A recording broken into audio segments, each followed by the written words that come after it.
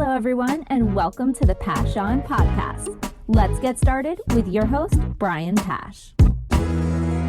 Hi, this is Brian Pash, and welcome to another exciting podcast interview. On today's show, I have Atul Patel, co-founder and CEO of Orbee. Atul, welcome to the show. Thanks for having me. Always a special moment with you, Brian.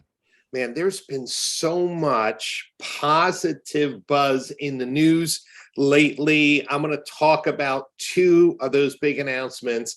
But before we jump in, Orbee has evolved as a company.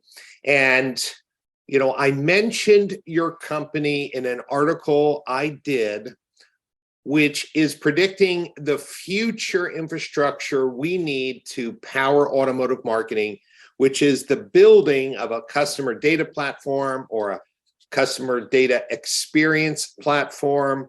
Atul, when you meet dealers today and they, hey, Atul, what do you guys do? How do you condense that answer to get them interested in more specifics?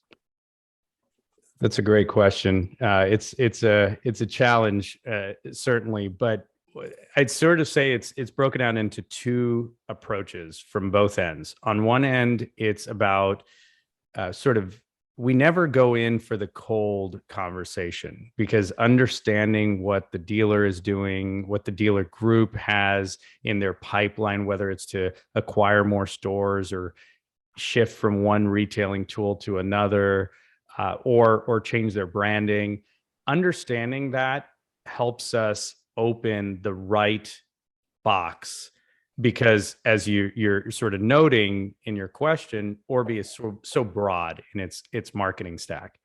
On the other end, though, we are simply helping dealers and dealer groups future-proof their marketing. And when we say future-proof, you've seen Adobe and Salesforce and other large organizations acquire their way to the place that they're at now. Well, Orbee has kind of built a lot of these pieces organically. So we're saying, we're going to go out and always keep innovating our product to bring a consolidated single point solution for marketing. But it's so comprehensive that your business is safe with Orbee as you navigate constant changes. This year, it's about GLB. Next year, it'll be something else. iOS 16 just came out. I just updated my phone, and I'm excited to try some new features that are around marketing, and privacy. So all of we know the market's going to change. So that's kind of how I do it. So not the simplest answer, but future-proof marketing solutions. Tell me your problem and let me show you what we do is usually how those calls start. So let's start with then a basic conversation on CDPs. We know that outside of automotive, companies of the scale of large dealer groups that are in the tens of millions of dollars in revenue are powering their marketing from a single source of truth, which is called the customer data platform. This CDP is basically protecting their data from privacy concerns that people have, and then is being used to push out email campaigns, push out Facebook campaigns, push out Google Ads campaigns, but the company owns it. Historically, innovations to the DMS have been slow, which is in fact, could have always been the single source of truth, but with limited APIs, with a limited focus on marketing, has always been kind of like the oddball in other comparative industries. So dealers have had to export their DMS data, keep data separate in a CRM, share files with 3, 4, 5 different vendors. And we know it's inefficient. We know that there's no roll-up reporting. There's no modeling capabilities. So what is Orbee's vision in recognizing data's in the DMS, in the CRM, and there's like a dozen ad partners touching that data. What's the future state of the Orbee CDP that could be described in a way that dealers understand? All right, let me try a new analogy, Brian. So when you think about wireless internet, wireless phones, you take a dense country like India, you don't put wires everywhere, right? You don't say, hey, we're going to do fiber optics everywhere. We're going to dig up streets and lay down new pipe. What do? You build a powerful wireless network. You add 5G and so on. Same thing with the auto industry. Instead of trying to lay down different CRMs, different DMS type of concepts, we simply had to go over the top and say, hey, let's rethink this from the top. Let's put a wireless system in that doesn't require breaking down the current infrastructure. And so the CDP was kind of a precursor to that. Now, I didn't actually have that name for it, Brian, right? Like 5 years ago, I was thinking about it, but I didn't put that name to it. Now, it just so happened that it sort of landed in our lap, and that's one of the pieces that makes our platform sort of this holistic system. CDP is a precursor. It's really a data store that is more transparent, more real time, more consolidated. And what you get from it are things like shopper profiles and so forth. Now, taking action on that data and then also feeding structured data into it are actually two additional things, right? Marketing automation platform, MAP. I spoke at AAAS, now MRC in Florida last year, talking about BI, CDP, DMP, and MAP. Marketing automation is the next piece, right? Because CDPs don't do that inherently. That's you right. have to build those signals. So my concern for the industry, and also what we strive to ensure we're doing, is we don't want the CDP to become now another silo, right?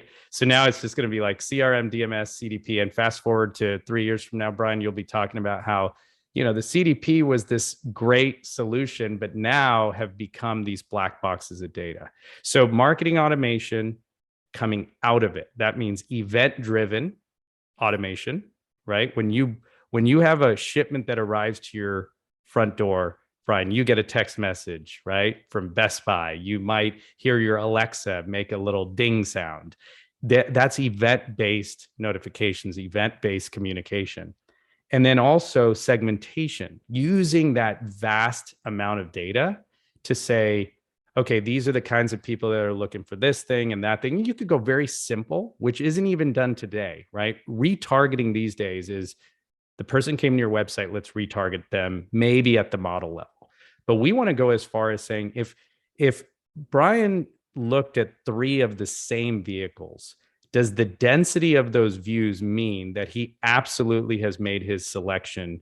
And should you market to him differently? And so that marketing, that segmentation, that ability to organize your people into these buckets is going to be a big part of that, and pushing it out to all of your third-party systems, right? That's why Orbee doesn't care if you use a third-party agency. We will push segmentation into there. So marketing automation is a big piece. And then the DMP is the other piece that had a previous DMP is very different than CDP in the sense that it actually existed by name years and years ago. So Crux was acquired by Salesforce.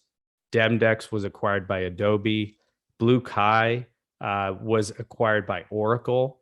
And these were scripts that sat on sites and inside of mobile apps. And they would listen to what's happening and organize that data and send it somewhere. They didn't have a place like a CDP to send it. That's why their name sort of died out, because these large marketing platforms like Salesforce and Adobe had kind of rolled them in to their audience managers, some call it. And so the DMP is something I still want to use. I'm still using that name. I know I hate it. It confuses people, but data management platform. If you Google DMP versus CDP, there will be pages and pages of articles, Brian, comparing the two.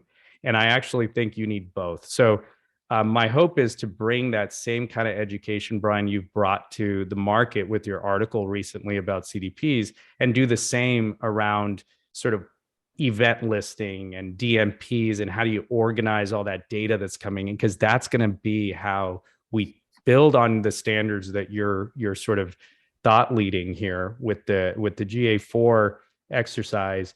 And that's going to actually be an event spec that's broader than GA4. So I said it here on this call. So yeah, come on. That's for you. Let's we're talking prophecy here. We're prophesying that the GA4 event specification can go further than just GA4. It can be really used to power the marketing automation and the data management platforms. Yeah, one of the things that I hear as you're talking, dealers saying, "Oh, Brian, we don't need any more acronyms, please. Our brains can explode." But I want you to think that in a modern environment, the CDP could be, for example, your DMS, if you want to think about that.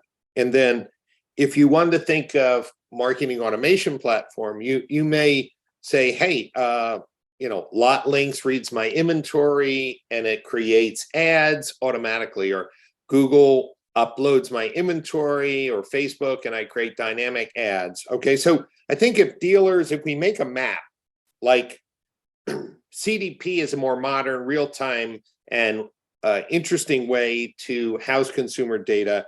The MAP and DMP, when they're all talking together, gives dealers then world-class advertising frameworks to better create personalized messages, to optimize their marketing spend. And I'm assuming, Atul, the best first adopters would be stores that, maybe they're 5 or 10 or greater stores, because they typically are starting to hire people with advanced knowledge in marketing that have a business or a job objective to make marketing more efficient. So are some of the early adopters these mid-sized dealer groups? You nailed it. We obviously know why, right? Because there's a level of patience, there's a level of foresight, there's plans to acquire more stores. That sort of leads to a more open dialogue around what their challenges are.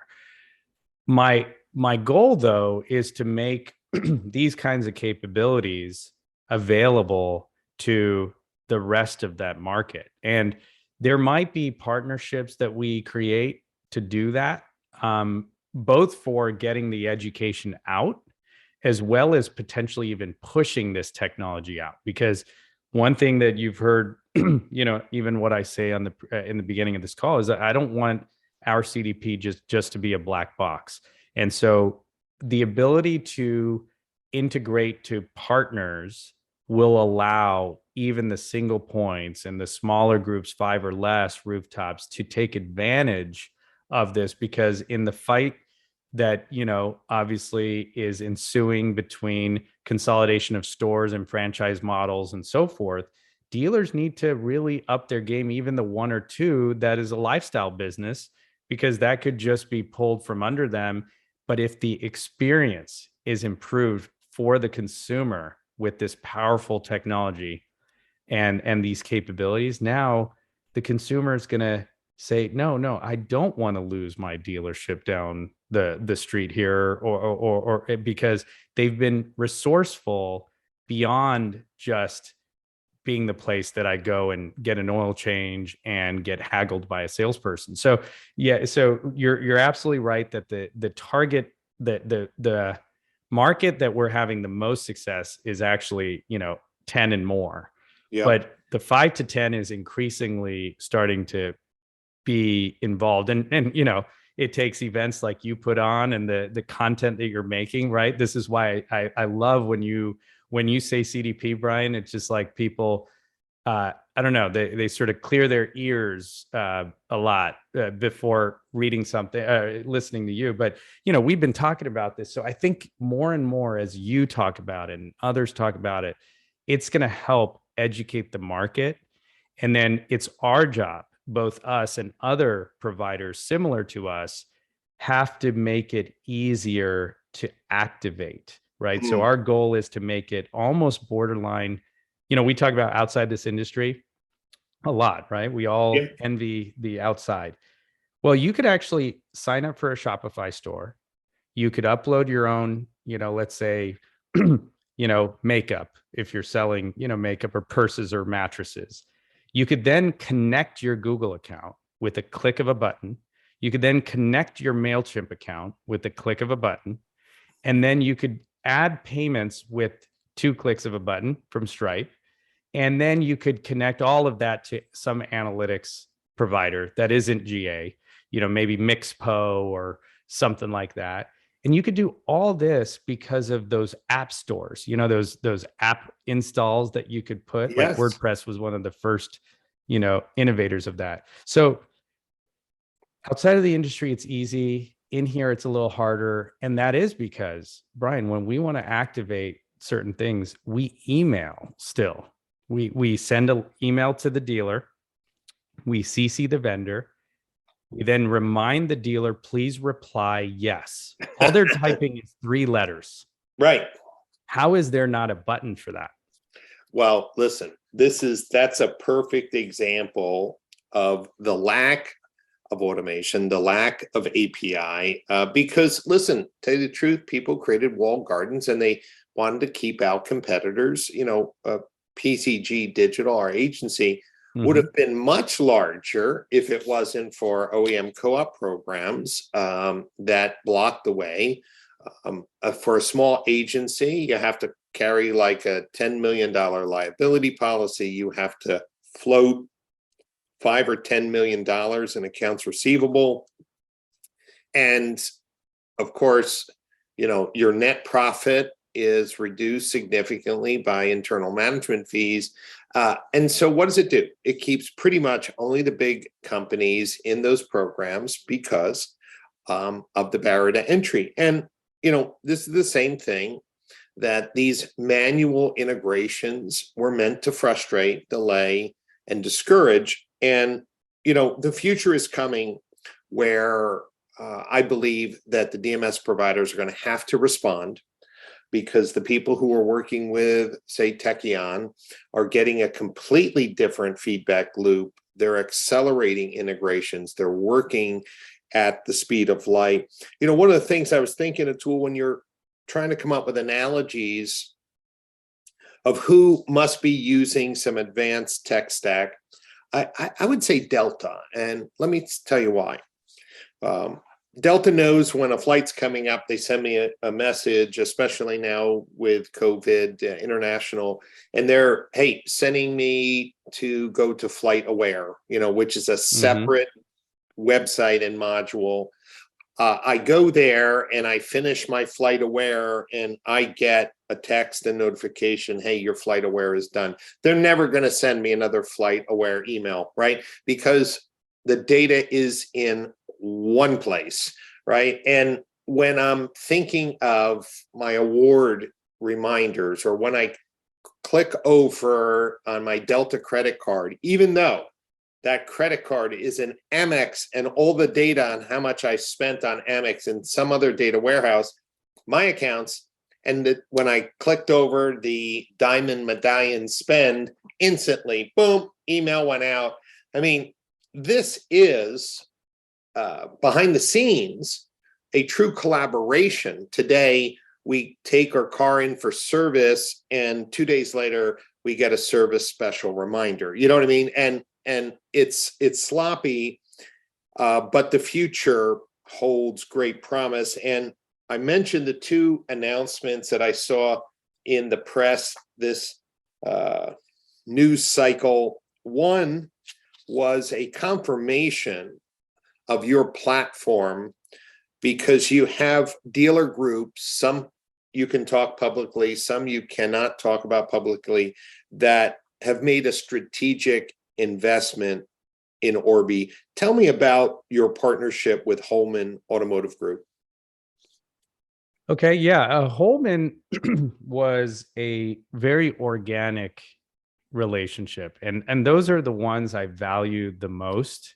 Heck, Brian, you and I I've come across you for many years, and now we're kind of organically at a really great place where we're, I see these articles and I love them. So same thing with Holman. We started with, solving a couple of key problems for them around email marketing automation, and they were using a sort of a outside of the industry email engine, Silicon Valley level, that was acquired recently for $3 billion. And it was challenging because the auto industry is very unique, right? How do you handle groups? Like Sephora doesn't need group level, capabilities. Sephora is just one giant company with many branches, and it's not disparate like we are here. So we solved a couple of key problems, and they were very open to try new things. And over the course of about a year, about 18 months, the relationship got stronger. We got introduced to Bill Karras and the Holman Growth Ventures team.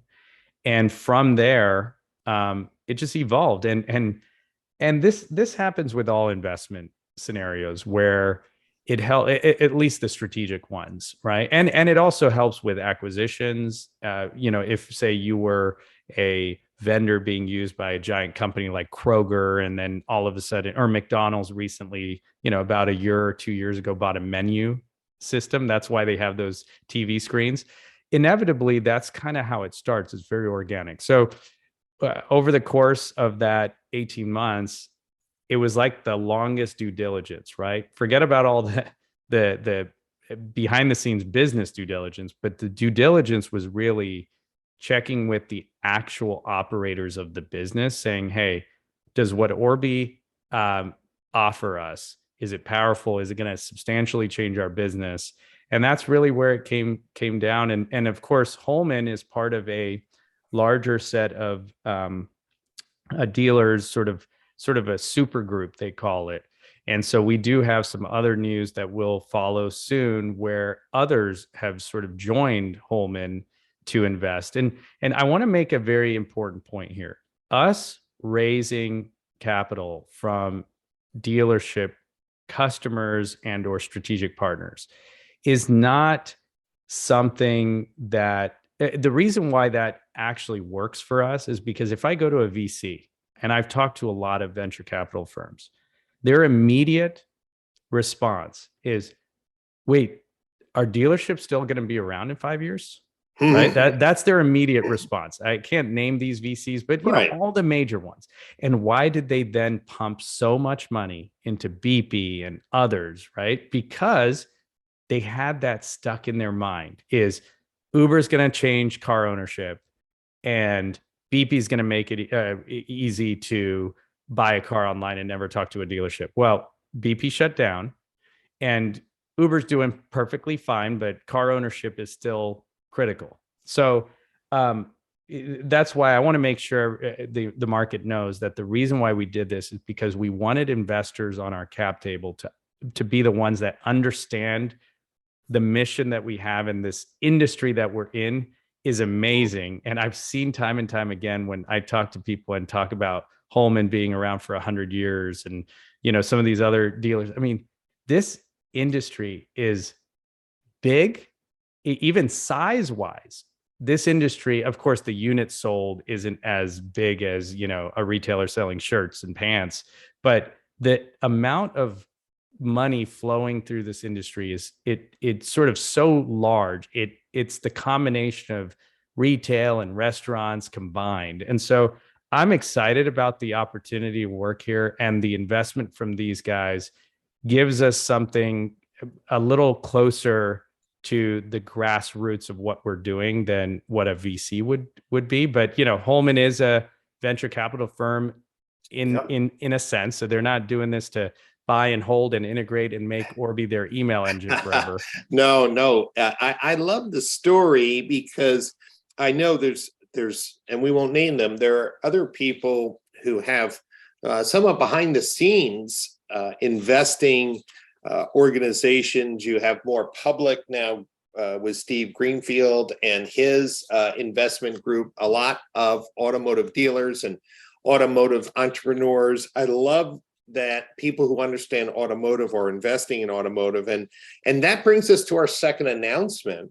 You mentioned that the work that you're doing, even though it's very commonplace outside of automotive, is a framework and even a vocabulary that dealers may not be comfortable with. So you need to get communicators. And one of the absolute most trusted voices in automotive retail is David Kane, true gentleman, runs some really powerful 20 groups. Tell us about the partnership that you've developed with Kane Inc.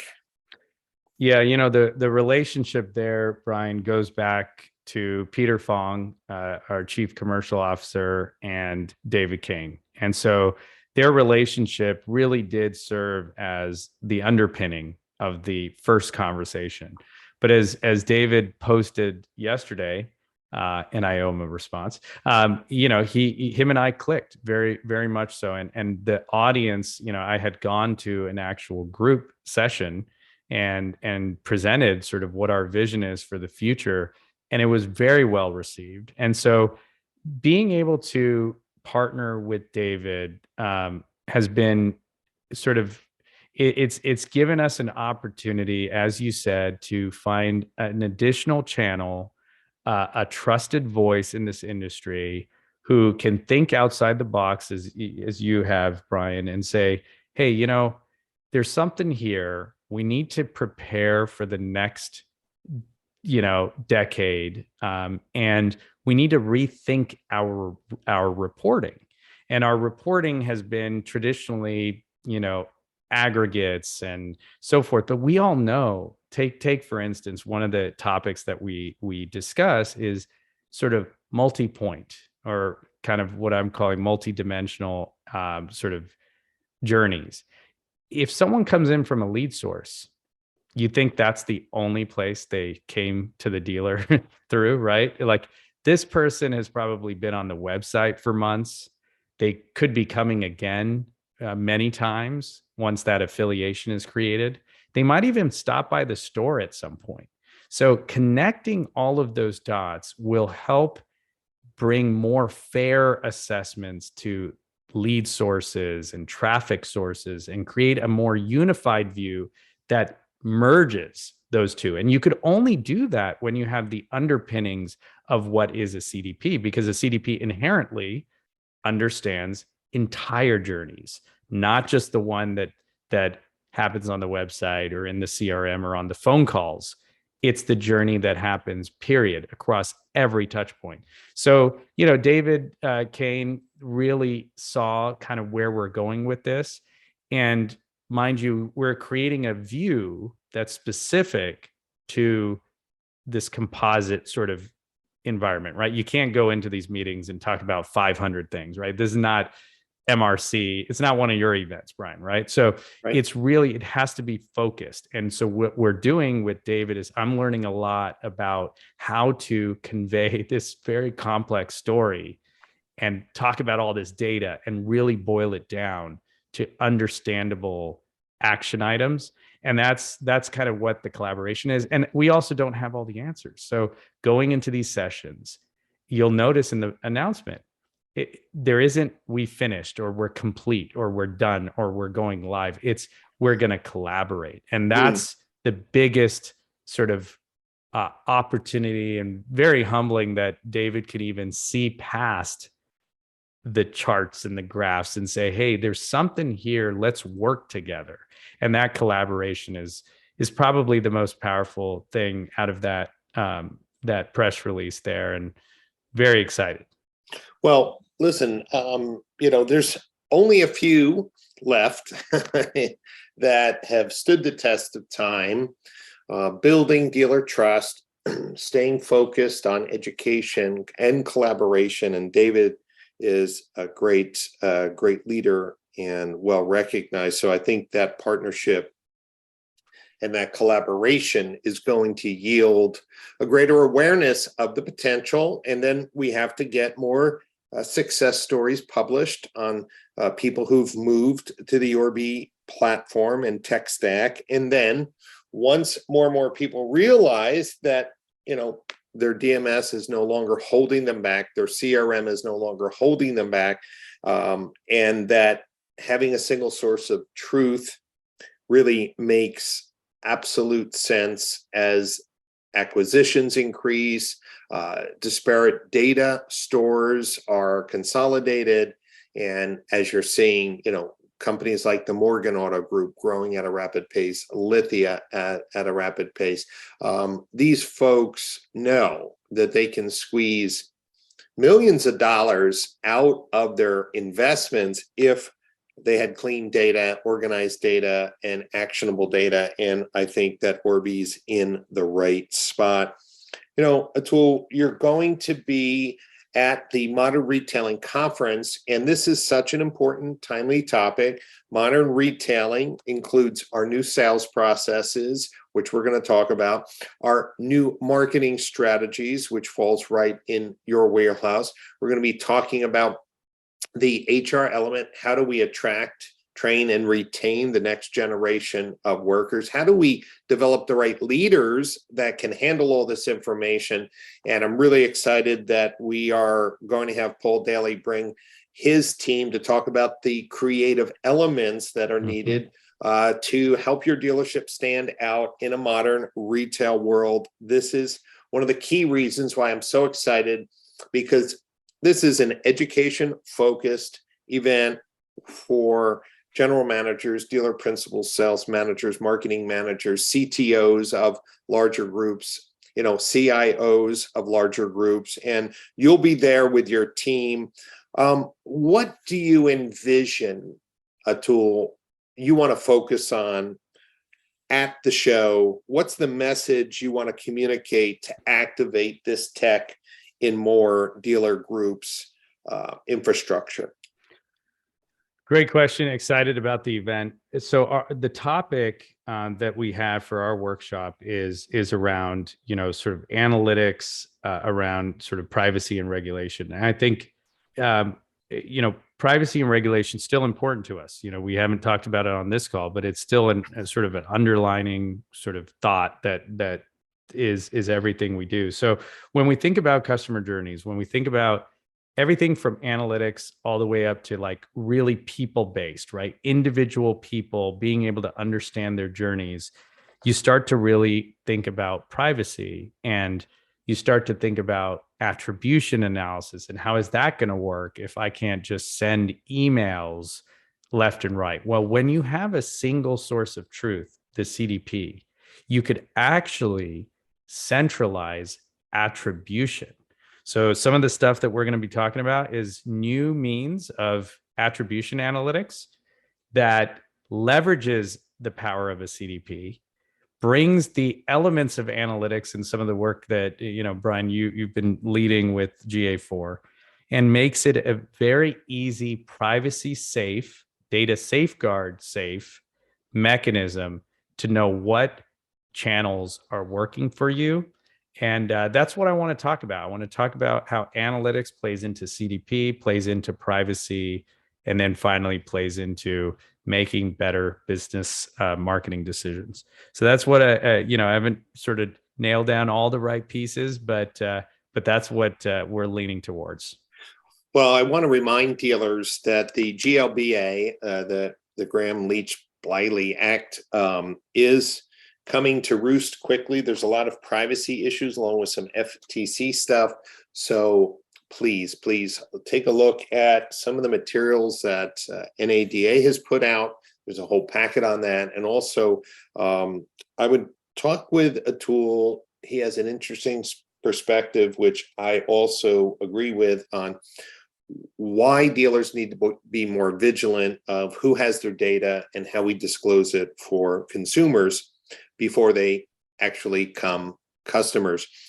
If you're listening to this podcast for the first time, you should know that there are dozens of interviews with industry leaders, disruptors, and folks that are just leaning in to make modern retailing a great success for the auto dealer community, like the folks at Orbee. So make sure, whether you go to Google Play or the Apple Podcast channel, you also can go to brianpash.libsyn, that's LIBSYN.com, to see all the shows there. And if you haven't registered for the Modern Retailing Conference in Palm Beach, November 13th, 14th, and 15th, I encourage you to do so today. You can go to modernretailingconference.com, get your tickets, book your hotel. This is going to be a powerful event for education, strategy, and technology to power the next generation of automotive retailing. Atul, thank you for your time today. And for everyone listening, I look forward to catching you on another podcast session.